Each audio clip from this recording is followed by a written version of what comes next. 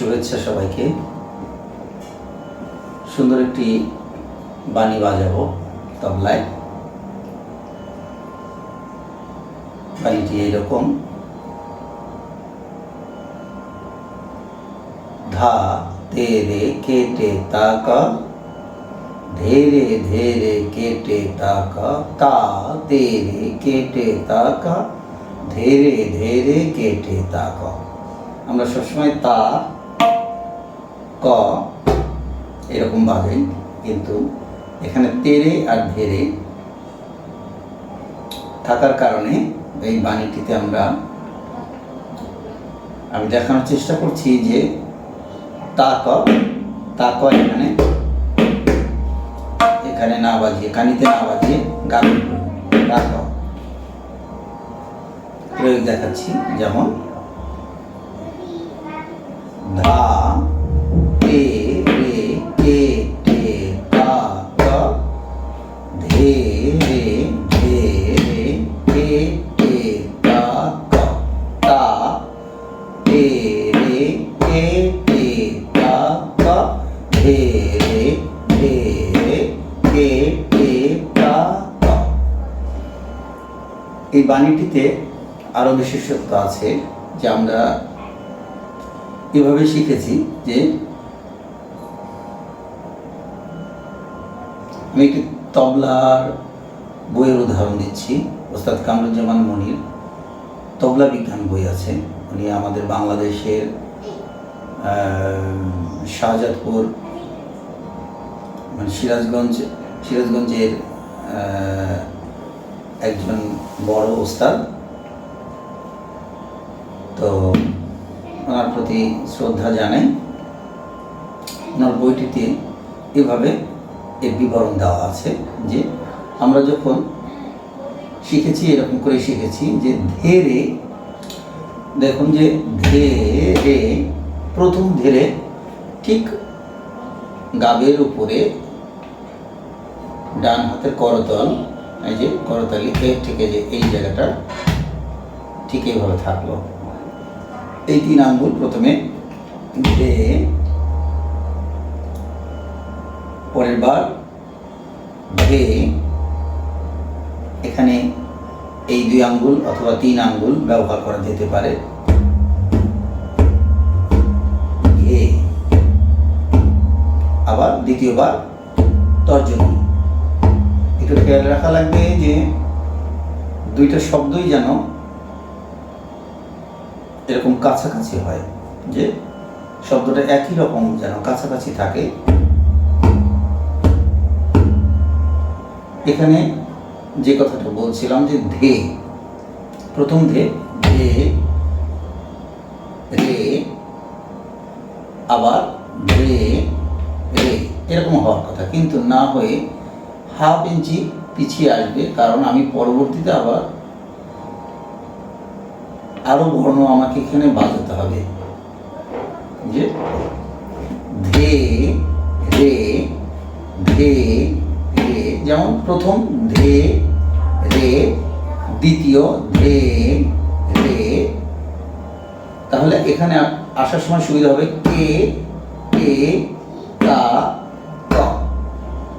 দেখুন খেয়াল করুন, ধে রে ধে রে কে কে তা ক, ধে রে ধে রে কে কে তা ক, ধে রে ধে রে কে কে তা ক, ধে রে ধে রে কে কে তা ক।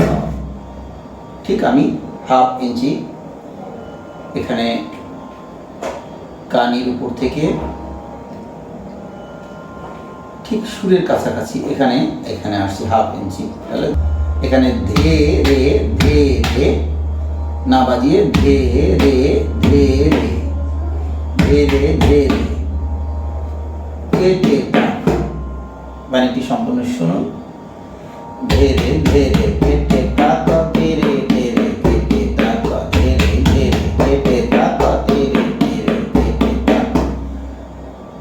তো আমি এর সঙ্গে যোগ করছি যে ধা তেরে কেটে তা ক, প্রথমে ধা তেরে কেটে তা ক, ধীরে ধীরে কেটে তা ক, তা তেরে কেটে তা ক, ধীরে ধীরে কেটে তা ক। এটা একটি কায়দা হিসেবে বাজানো যায় ত্রিতালের, যে ধা তে রে কে তে তা কা ধে রে ধে রে কে তে তা কা তা তে রে কে তে তা কা ধে রে ধে রে কে তে তা কা।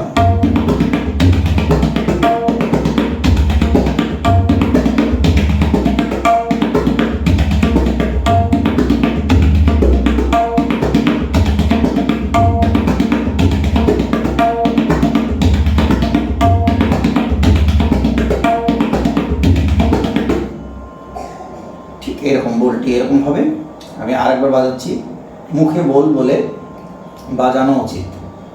এতে করে একটা সুবিধা হয়। আমরা যেমন ক খ সরিয়া সরিয়া এরকম যখন পড়েছি, সংখ্যা পড়েছি 1 2 1 2, তো ঠিক একই রকম আমরা এখানে যখন বোল বলছি, বোল বলার সঙ্গে সঙ্গে যখন আমি মুখে উচ্চারণ করছি, তখন আমার এই উচ্চারণগুলো আমার কানে পৌঁছাচ্ছে, আমার মগজে সেটা যাচ্ছে। আমি ঠিক তখন আমার দৃষ্টি দিয়ে আমি তবলার উপরে এরকম করে আমরা যে হাত প্রয়োগ করছি এখানে, তো কোন জায়গাতে এর প্রয়োগ হবে, আমি শব্দ এবং তবলার যে বোল একই হচ্ছে কিনা। একটু মজার ব্যাপার যে তবলার যে বোল বাণী, যে শব্দগুলো, এগুলো শুধু শিল্পীরা বুঝবে, যারা তবলা শিখেছে অথবা তবলা সম্পর্কে জ্ঞান রাখে।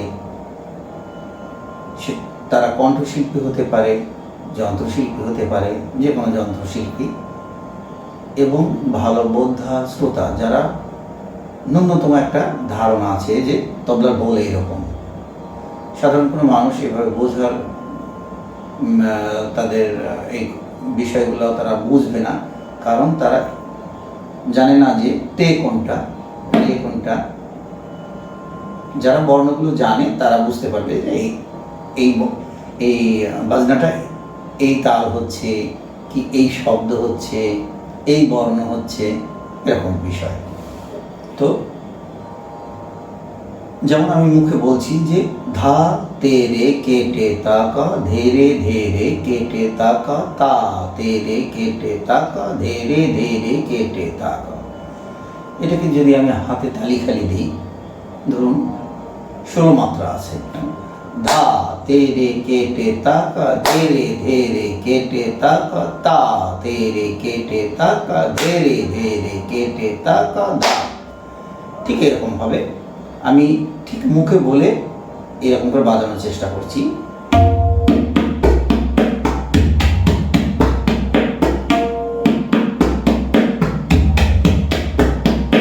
ধা তে রে কে টে তা কা ধে রে কে টে তা কা তা তে রে কে টে তা কা ধে রে কে টে তা কা। এইবার একসঙ্গে মুখে বলবো এবং হাতে বাজাবো।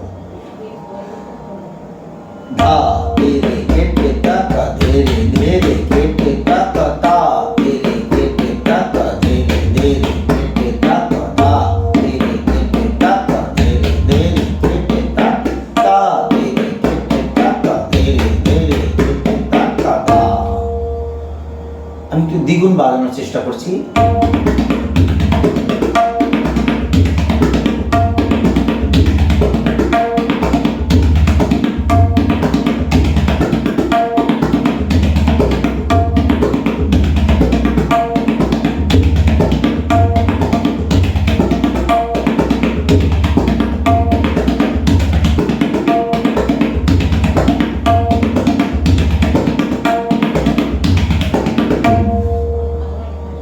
ধন্যবাদ সকলকে।